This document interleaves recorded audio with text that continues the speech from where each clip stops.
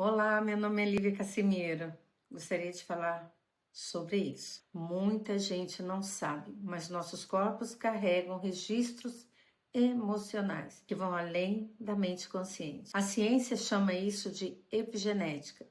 Eu chamo de memória energética. E sabe o que acontece? Essas memórias, elas ficam influenciando seus relacionamentos, suas escolhas e até a sua saúde.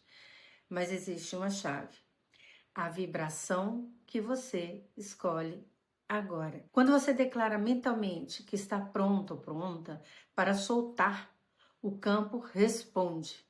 Experimenta comigo. Pensa forte. Eu quebro padrões antigos e ativo a minha verdadeira essência. Se você sentiu uma mudança, mesmo que sutil quando eu disse isso, já começou o processo. Salva esse vídeo e pratica por 3 dias seguidos. E depois vem aqui e me conta. Até mais.